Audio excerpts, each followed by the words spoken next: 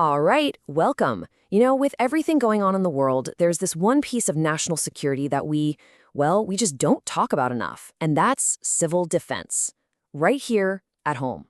So today, we're going to dig into a blueprint for what American resilience could actually look like. So let's really unpack this, because, wow, this statement has never been more true. I mean, think about it. For centuries, the oceans were our shield, right? They kept global conflicts over there. But now, in our totally interconnected world, that buffer, it's pretty much gone.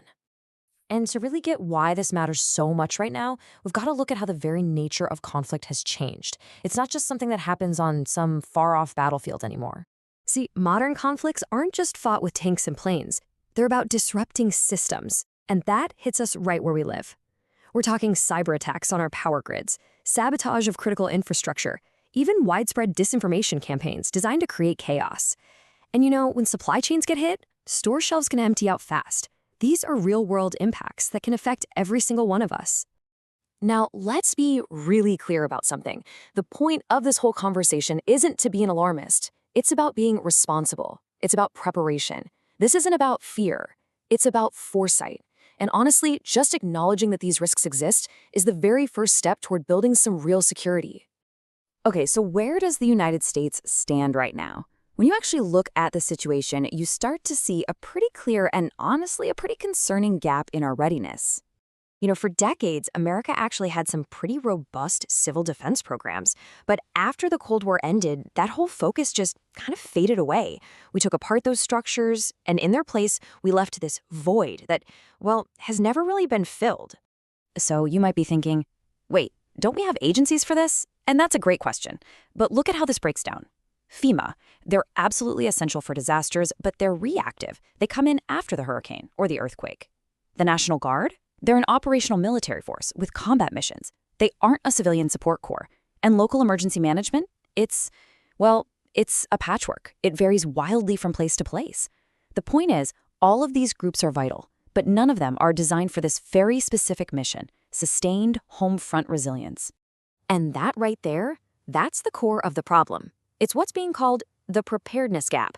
To put it simply, we are missing a standardized, nationally integrated structure that's built specifically to keep things stable here at home during a major crisis. So, are we alone in this? Not at all. Let's take a look at how other serious nations have tackled this very same challenge. There are some really interesting models out there. Okay, this gives you a great snapshot of 3 different but really effective approaches. You've got Israel, where civil defense is built right into their military command. Then there's Germany, which uses military reservists specifically for homeland protection. And Britain, for a long time, had this massive national civilian corps. The key thing here, all of these are nationally funded, they're structured, and they are taken very, very seriously. And what's the common thread running through all of them? Well, it's not just good intentions. It boils down to 3 things: structure, funding, and political will. You absolutely need all 3 to make it work. So, all of this brings us to a potential solution that's tailored for the United States. It's a concept called a U.S. Army Auxiliary. And the idea isn't to reinvent the wheel, but to take these proven ideas and adapt them to our own system. Okay, pay close attention here because this part is absolutely crucial. We have to be crystal clear on what this is and what it is not. What it is, it's federally authorized and structured. It's uniformed and trained. It's non-combatant, focused squarely on resilience and keeping things running.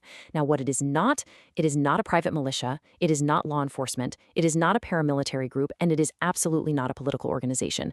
This is about civil support, period. It's not about militarizing anything. All right, so what would this actually look like for someone who joined? Let's get into the nitty-gritty and break down the structure. The idea is to make the commitment manageable, but still really meaningful. We're talking about maybe 2 to 4 weeks of initial training to get the core skills down. Then about 15 to 20 days a year to keep those skills sharp. And you'd sign on for a service term of maybe 2 to 4 years. A structure like this makes sure you have a force that's stable, well-trained, and actually ready to go. Now, the big question. What about the cost? And look, of course this isn't free. But the way to think about it isn't as an expense, it's as an investment in our own stability. I mean, when you think about it, the cost to run even a pilot program is just a tiny fraction of the economic damage from a single major infrastructure failure. Framed that way, the return on investment is pretty clear. But really, at its heart, this isn't about fear. The emotional core of this idea is about giving us, a structured way to protect our own families and strengthen our own communities. It's about making sure we can support each other and reduce panic if a crisis hits. And you know what that does? It lets our military focus on their mission, knowing the home front is stable. Okay, so this brings us to maybe the most important part. Understanding the problem is one thing, but what do we do about it? And this isn't a call for agitation. It's about informed, constructive civic engagement. And here's a path for that. These are simple, measured steps that anyone can take. You can contact your representative and just ask them to study the concept of a home front auxiliary. Encourage them to hold hearings on our civil defense readiness. And if legislation ever comes up to authorize the pilot program, you can support that. This is how you start a real national conversation on a topic this important.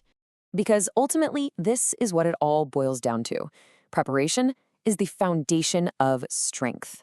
A nation that's resilient at home is just plain harder to attack, and it's better able to weather any storm that comes its way. A prepared people don't just protect themselves, they strengthen the entire republic.